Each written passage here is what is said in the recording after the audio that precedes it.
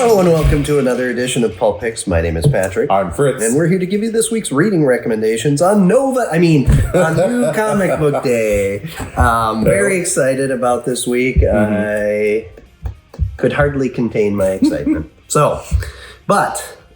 Before we get to an early birthday present for you. It is. It's very much like an early birthday present for me. I've been waiting so long that the opportunity for disappointment was definitely there. Mm-hmm. My expectations were high, but let's get to your pick first, and then we will fawn over.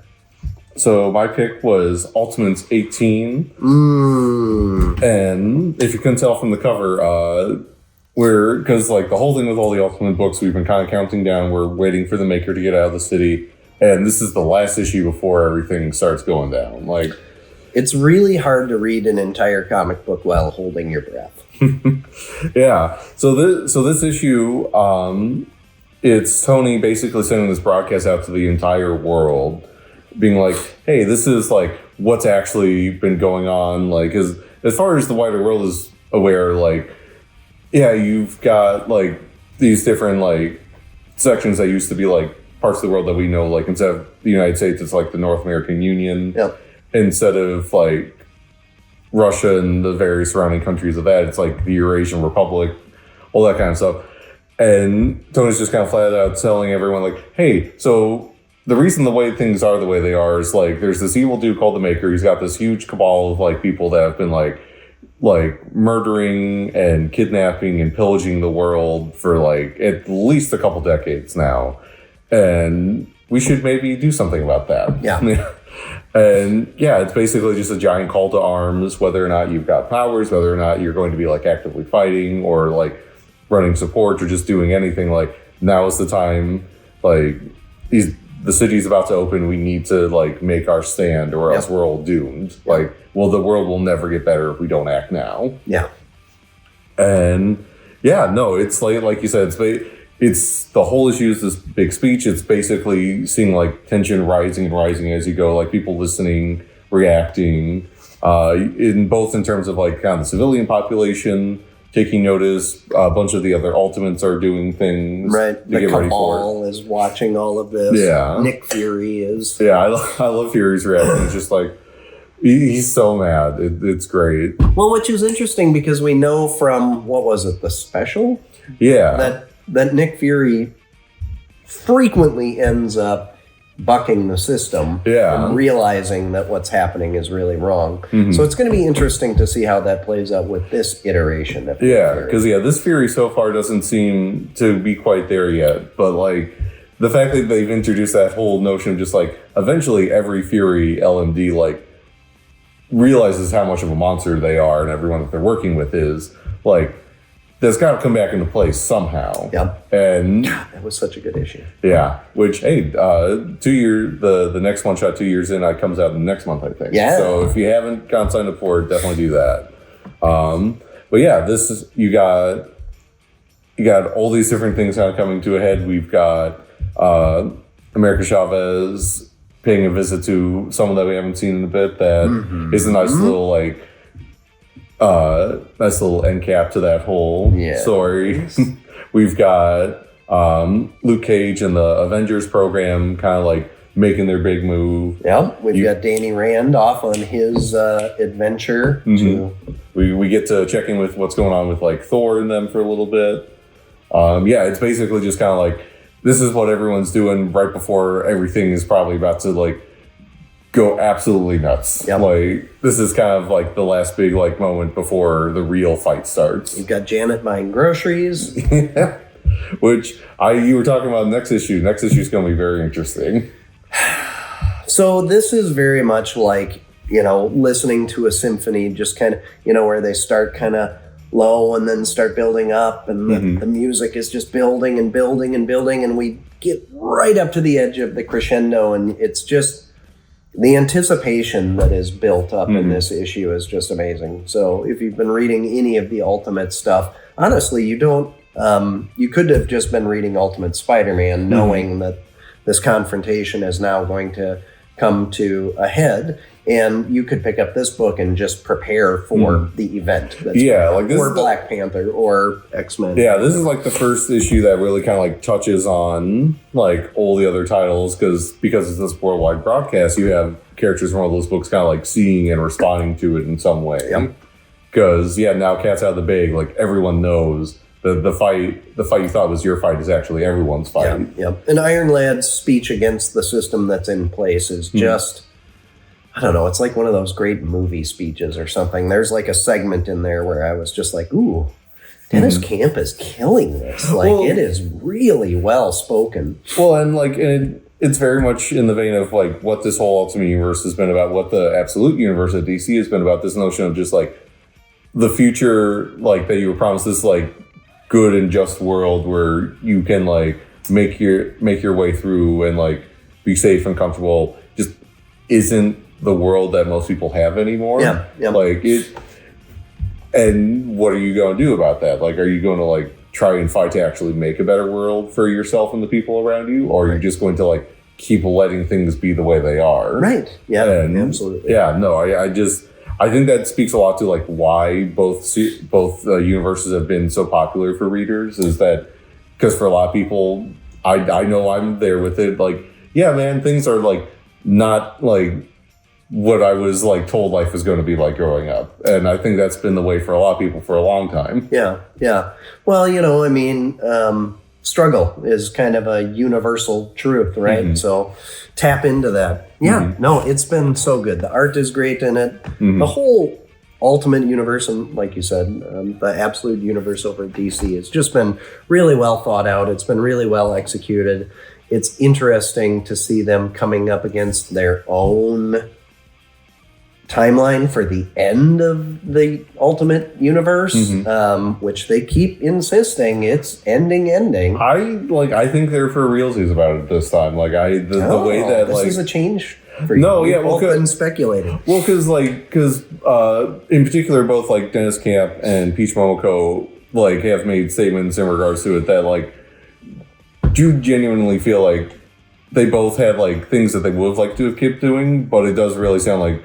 No, like once the final issue of Ultimate Endgame drops, like that is just like the end of this. And so then the question will be, if that ends up being the case, can they take some of the lessons that they learned about pushing the boundaries of these characters and storytelling, putting together amazing creative teams and bringing that back into, particularly, in this case, the 616 universe?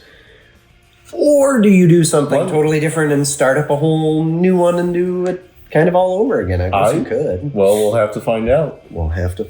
Yeah. But speaking of something... who knows? And who's finding out? Mouseman knows. Yeah. All right, so I went with Wonder Woman number 27. Now, it's been a minute since I've had Wonder Woman up here. It's not because I haven't been enjoying Wonder Woman. I know that there are some people who have thought that this whole Mouse Man story arc has been dragging on.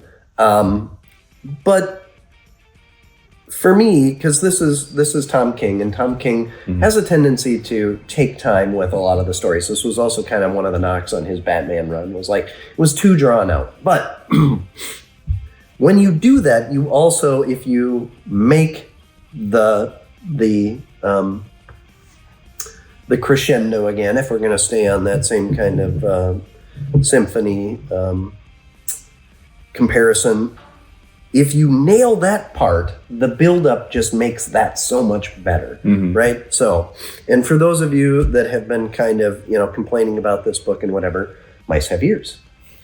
So the whole thing is, right, Wonder Woman shows up on this island where it turns out there's this, well, she's going there to rescue Etta and a baby and whatever. I don't want to give too much away for anybody who hasn't read it, but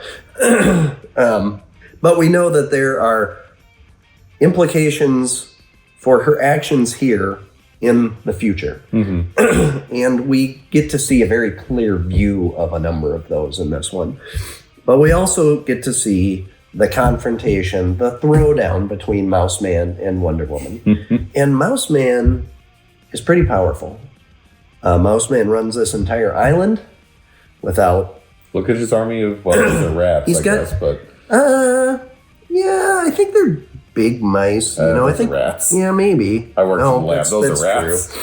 So maybe he just has control over, mouse-like rodents. But can he summon capybaras?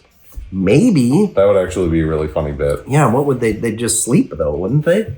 I mean, they got a good bite on them. Oh, well, I bet they're huge. Mm-hmm. So he does have giant mice and rats in this as well too. But we get to figure out okay, so how did he get here? We get his backstory for how he got here because we know that he holds a grudge with Wonder Woman because they had a throwdown. He was hired by the Sovereign at one point in time to cause Wonder Woman some problems, and she had no problems with him. What's shocking, Mouse Man didn't put up much of a fight, but that really upset Mouse Man, and so he's got a chip on his shoulder.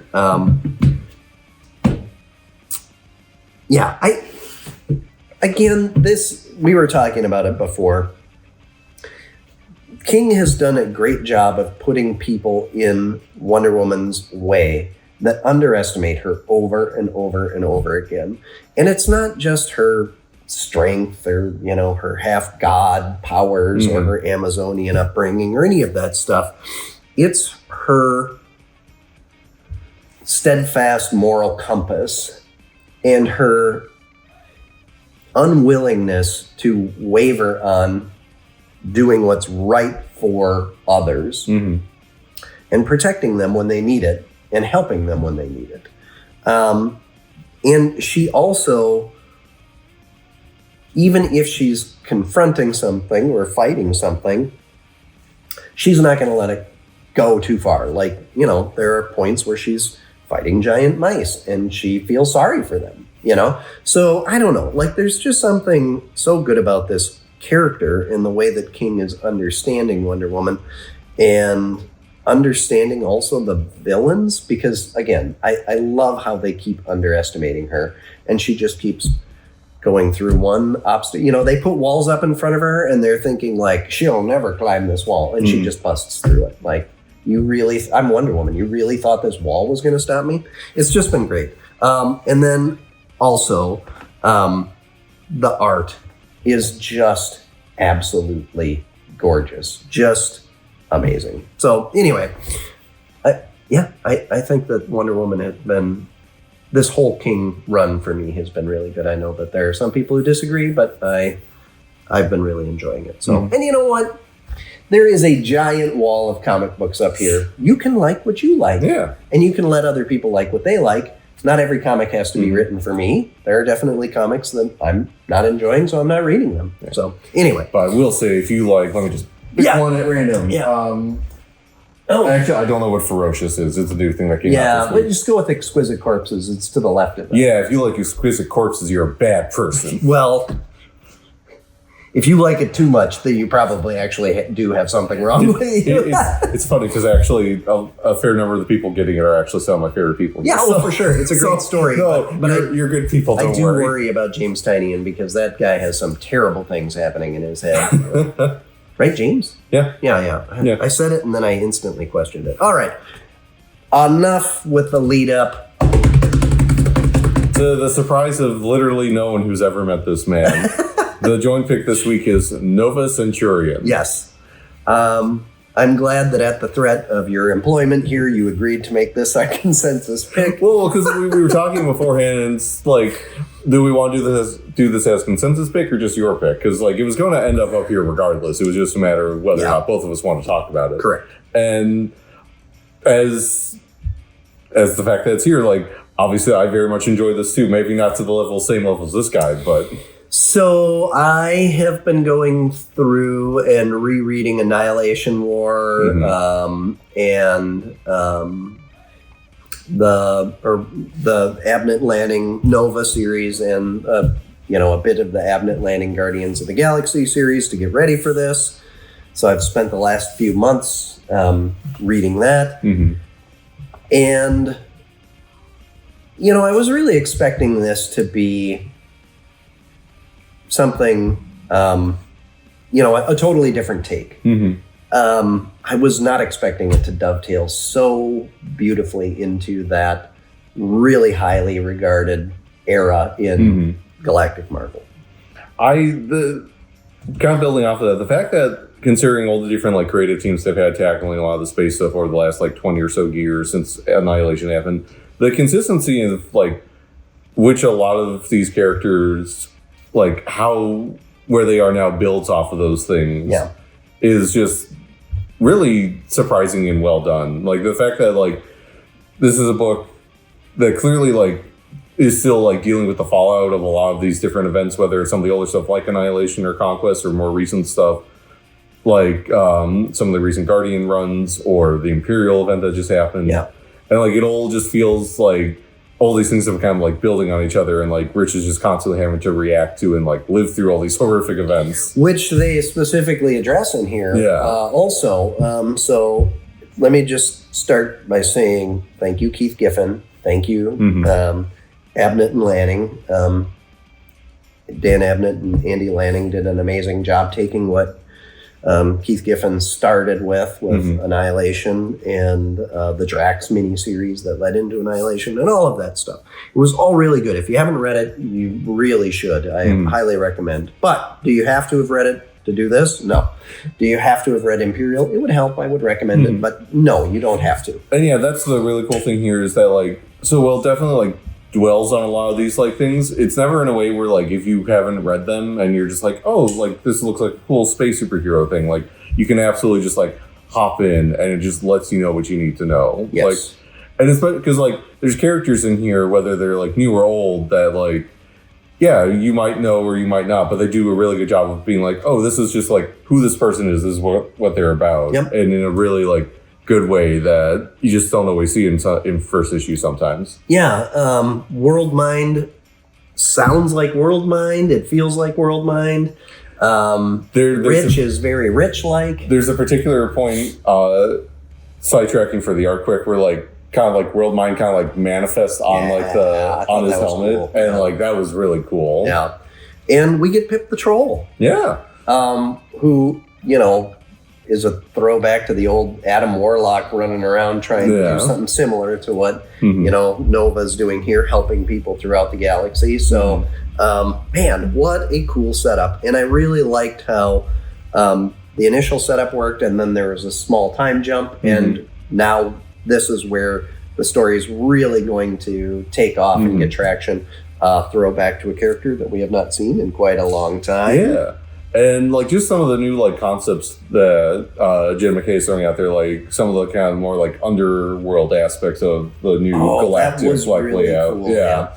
Just like because when it comes up, it's just like, oh yeah, that would be like a thing that would probably exist. Like it's like you wouldn't have thought of it, but like no, that tracks. Yeah, but no, the KSW. Yeah, but it's such a fun little thing to throw in there. Well, and I can feel already that this is also seeding what will be, a great foundation for future stories to come too, not just in this book, but kind of Marvel Galactic in general.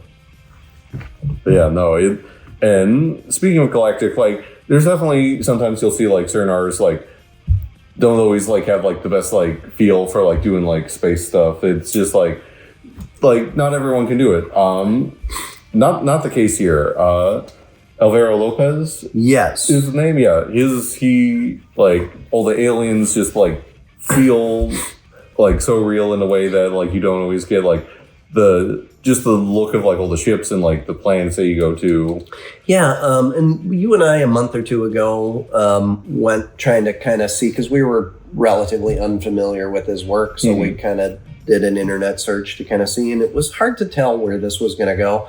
I was really pleased. I thought it was exceptional, and I really like both casual Richard Rider and Nova Richard Rider. Like the whole hanging out on the ship in a trucker cap and a Hawaiian shirt, waiting for the next gig.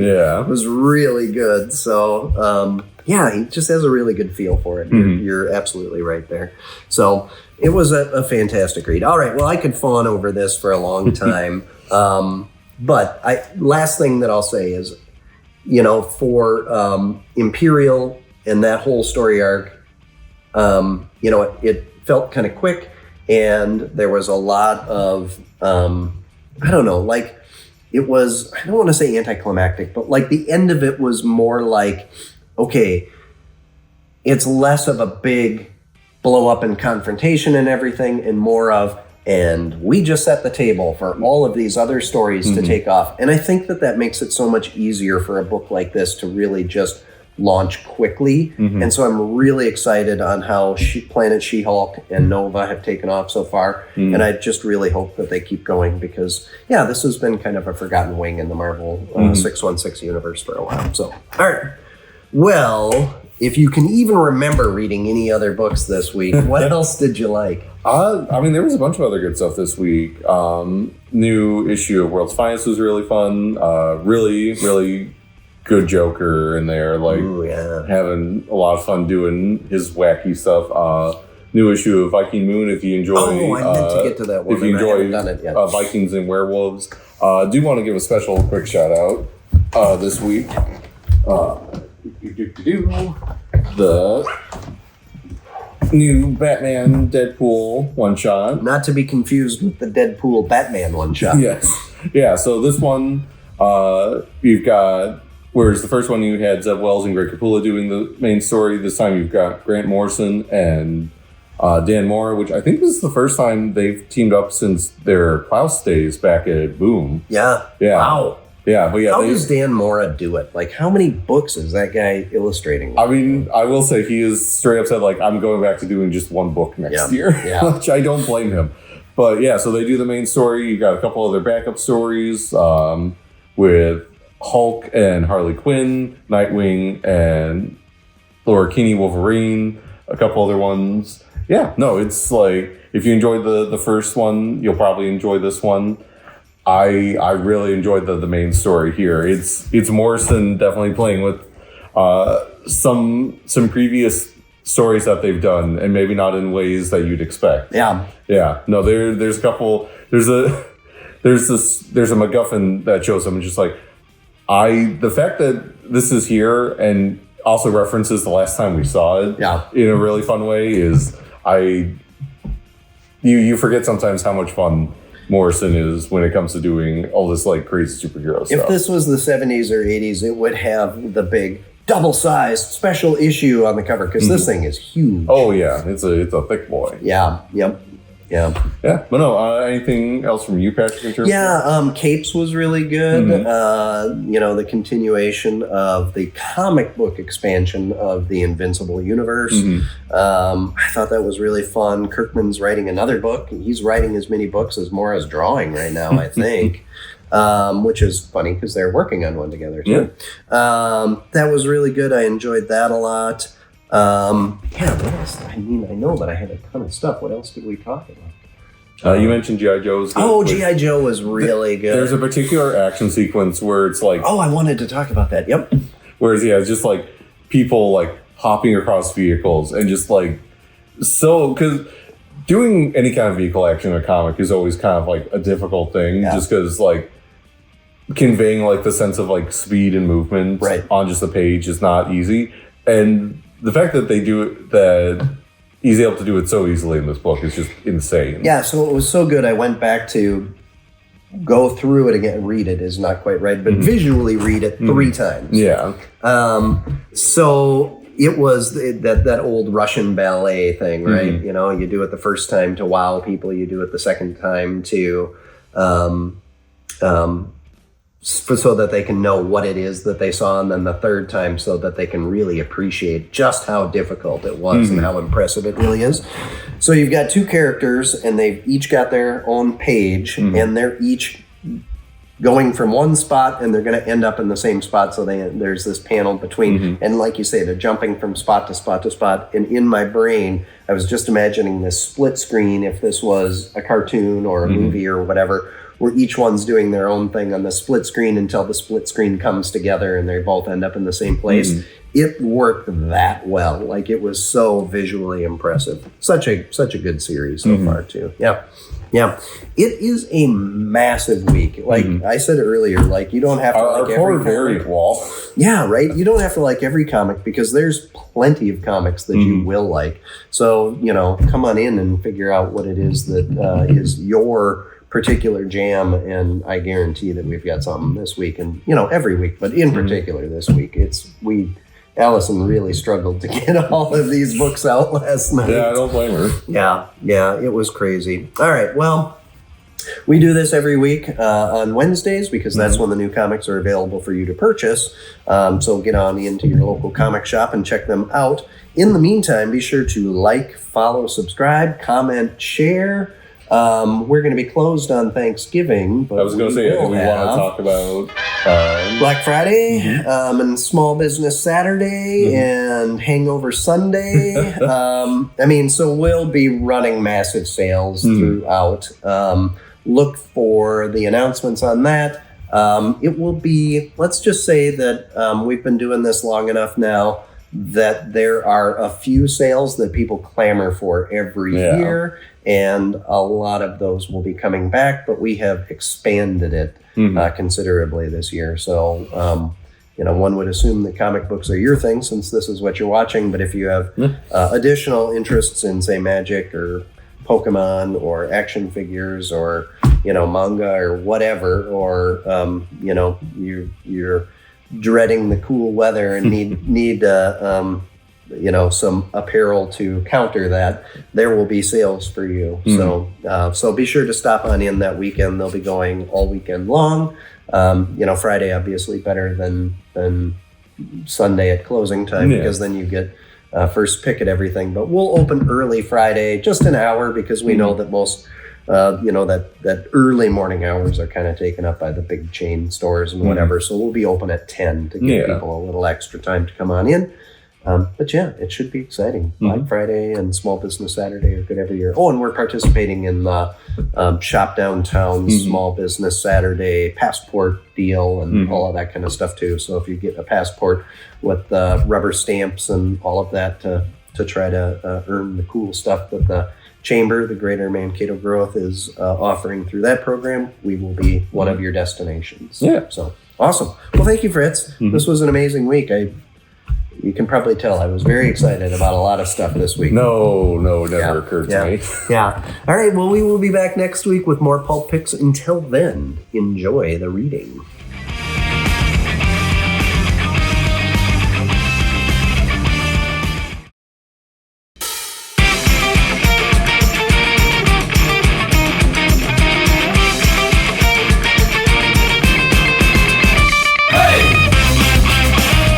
Definitely either cancer or heart failure. That's going to get me, so...